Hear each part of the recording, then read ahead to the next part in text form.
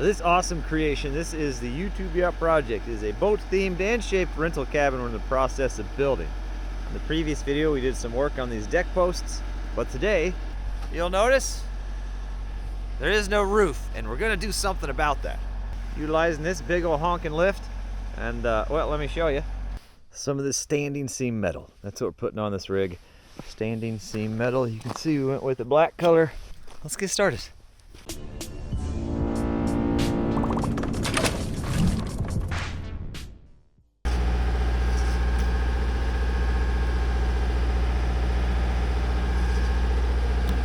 Well, step one, we got to get these overhangs trimmed back.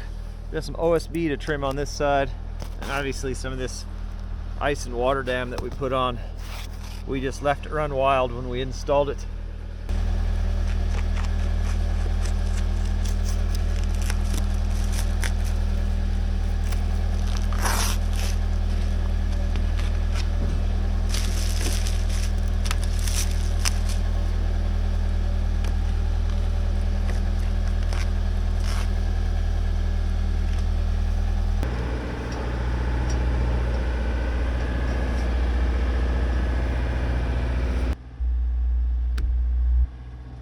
Grab the impact real quick. We'll just head right back up.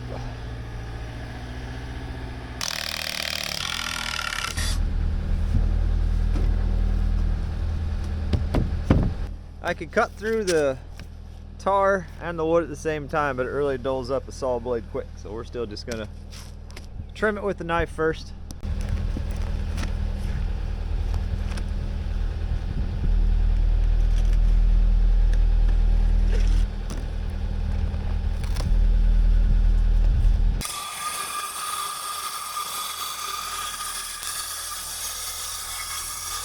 Now we gotta swing around to the stern. That's an aggressive swing, but here we are.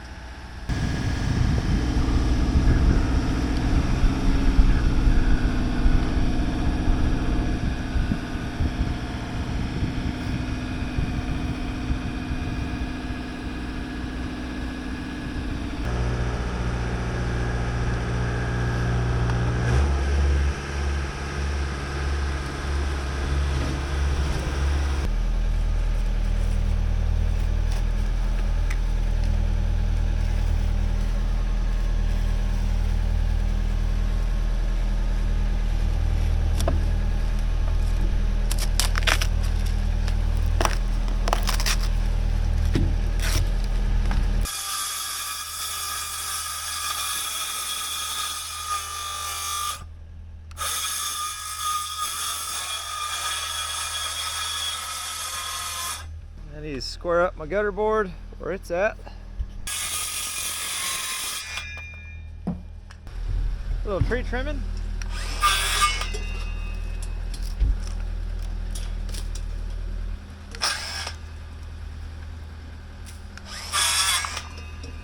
So both ends are trimmed up now. Next thing I need to do, I need to go ahead and break these bundles apart, primarily this trim package which is on top, and make sure I have what I think I have. Cap sitting on top. Well, that's good. That's important.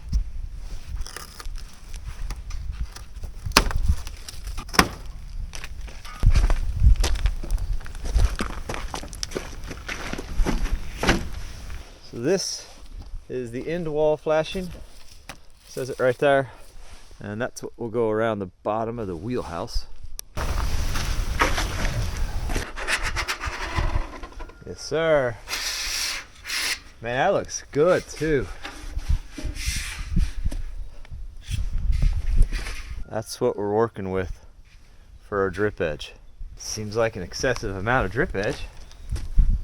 Why do I have so much drip edge?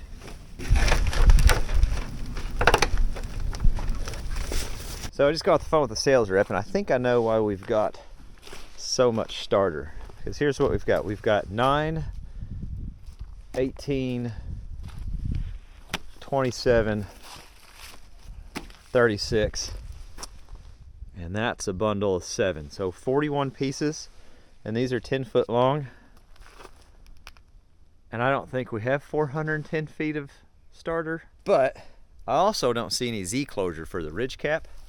So I wonder, unless one of these, I mean, they say starter on the packaging, but unless I open them up and there's something different, I'm wondering if when it got packaged out the warehouse, they just read the ticket wrong. Maybe they crossed off that they already had the Z closure, and then they went and put some more starter on because they hadn't crossed that off on the list or something. Maybe there's just a mix up there.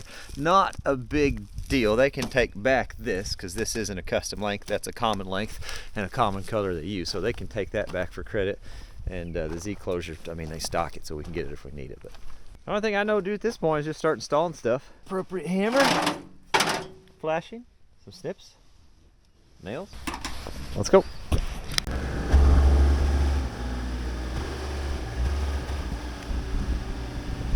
So we put these boards on here to help hold this in place so it wouldn't blow off until we got the metal on. But obviously they're going to be in the way a little bit.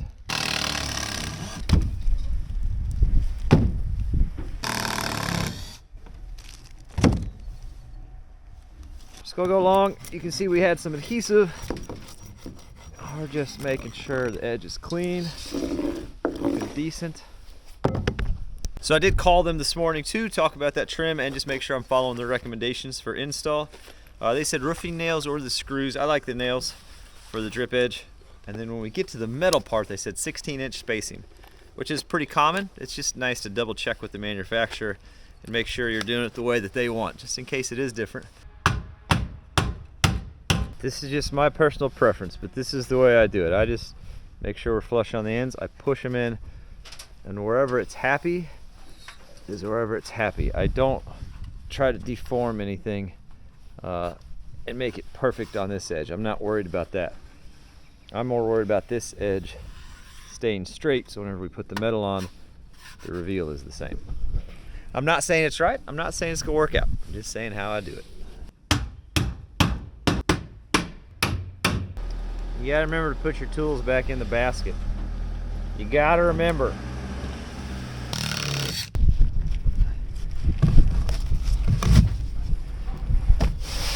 Try to slide it underneath. So this ice and water shield or ice and water dam, whatever you want to call it, the backing is two pieces. We left that bottom section on the back side so it couldn't adhere. That way we could peel this up and get the drip edge on. That's why these are on here, because with it not adhered, it wouldn't take much for the wind to get under here, just flop everything over on us.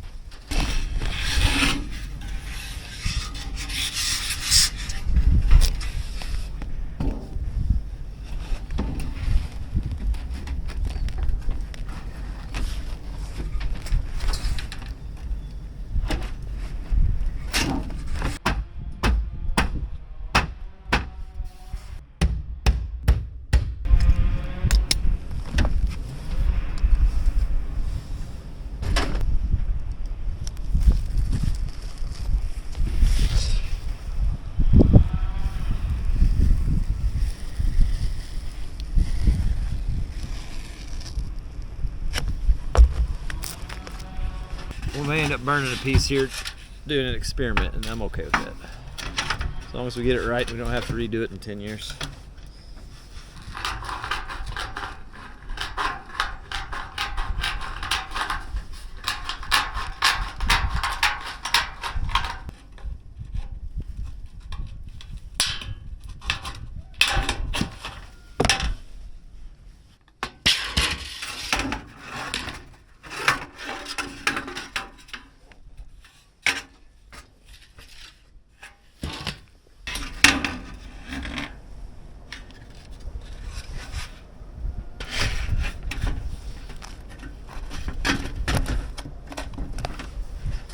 So this is what I ended up with. Came over to here, and hopefully this piece kind of comes past, and there's enough overlap that if anything gets underneath, we'll be okay. We'll see. I mean, time will tell in this scenario. Probably a better way to do it, but that's how we're doing it. We'll put some liquid flash and all that too.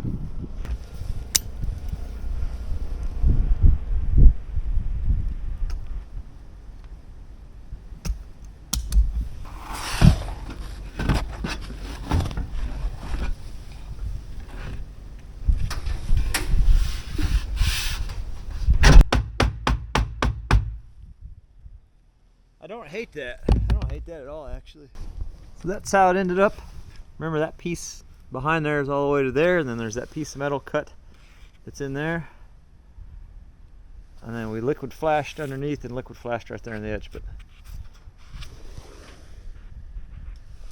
I think that'll be okay. So that side is done. Trim, terminated, looks great. This side we gotta do from the top side, obviously. Get our rope set up. It's a comfortable roof to walk off of.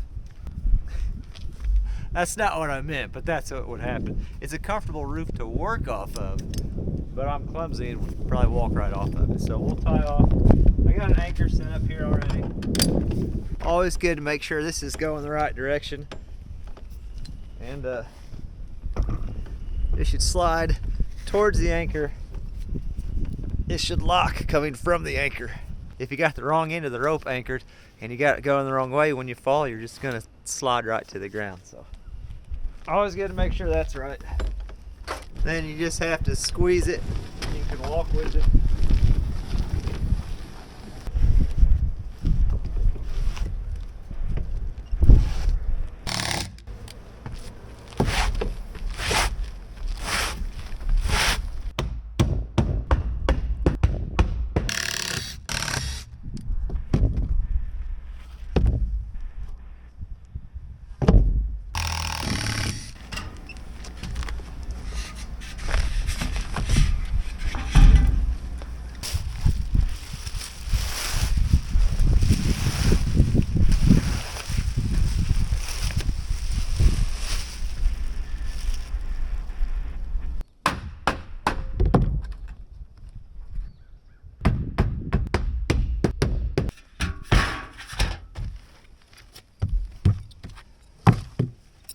So we are good all the way around here, and then we are ready to start putting some metal down.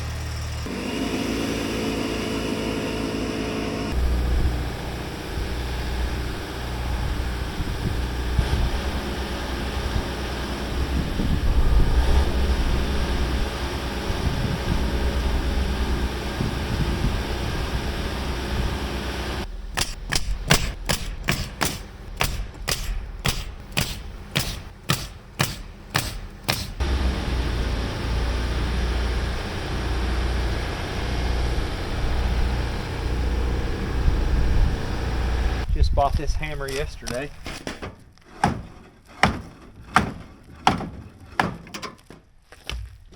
They got them wrapped in bundles of 4. You were up there. I think the camera turned off when it hit the ground. Yeah, I was telling you, they got them wrapped in bundles of 4, so we'll just do that. If I was doing a big roof, or I had a big wall that I was going to be tying into at some point on the roof, normally I just measure back and chalk a line, and that way we get started straight and everything ties in together.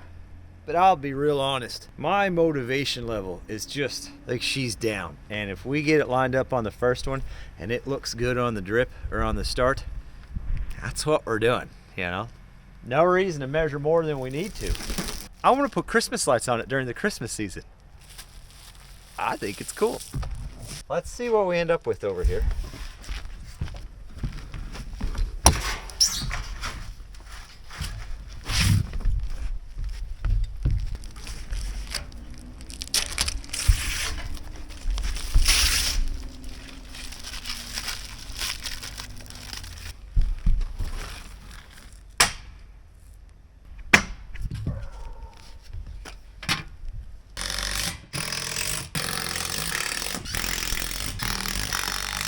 Probably can't see it from up here, but 3/4 inch overhang on the bottom is what I'm going with.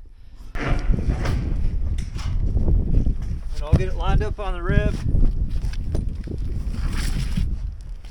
I'll double check my overhang every time.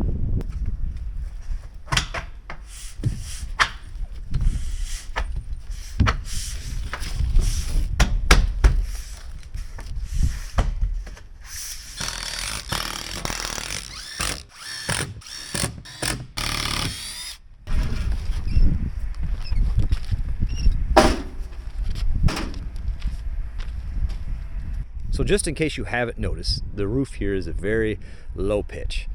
And obviously the best option for a low pitch roof is a metal roof that has no exposed fasteners like this standing seam that we're doing.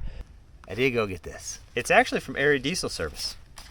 How cool. I think it's to put tools and stuff in and lay on your fender when you're working on your car, but I'm using it for a knee pad. I am not hooked up.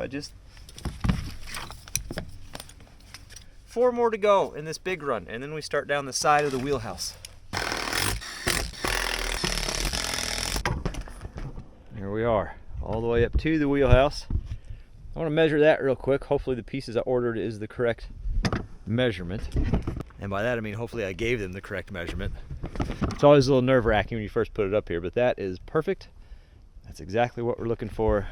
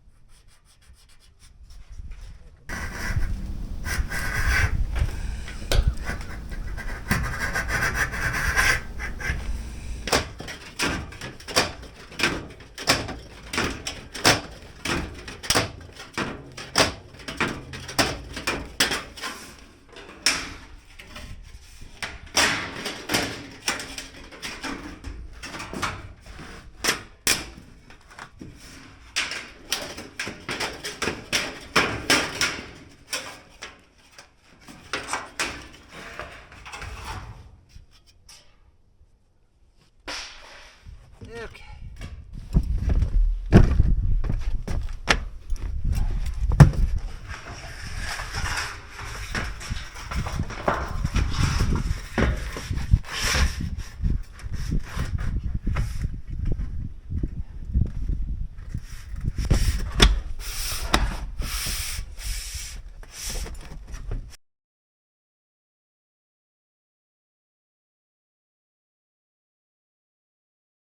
I could not find my nice Irwins, so we're rocking these. They don't even have a brand on them. That's how you know they're good.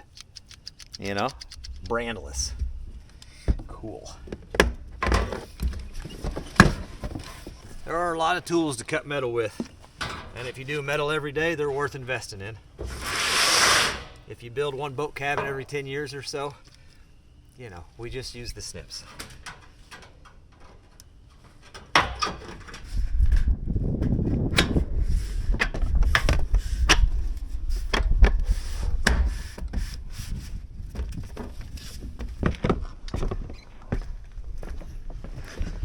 So same thing we did there, notching that out. We've got to do that on the other end as well.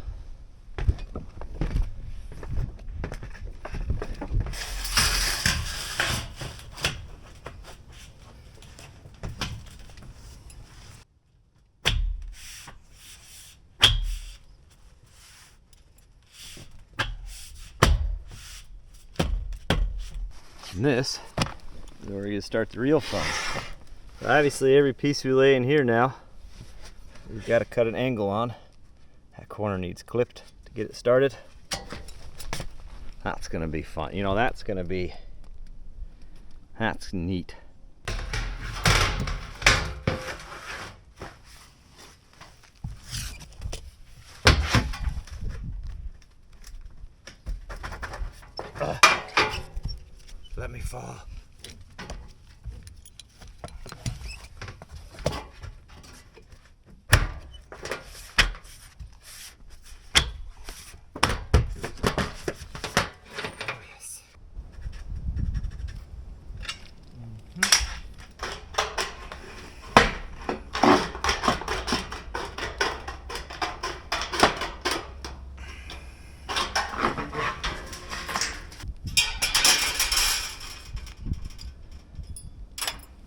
lot of people suggest grinders, but I've always been told by the manufacturer that the grinder heats up the finish and can cause the finish on the edge to fail prematurely.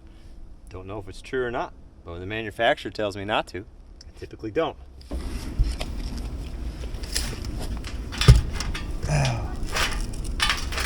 And then it doesn't fit right. It doesn't fit right. It's not right. It's way off. It's way wrong. Oh my gosh. There's a point in the day where you get a sign that you're just done with the day. It's time to pack up and go home. I just figured out why my last measurement didn't work.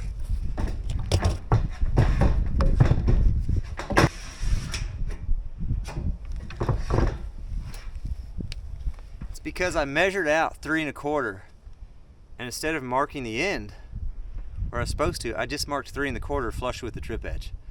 And in my mind, that was the right thing to do. It wasn't. It is definitely the sign that it's quitting time, though.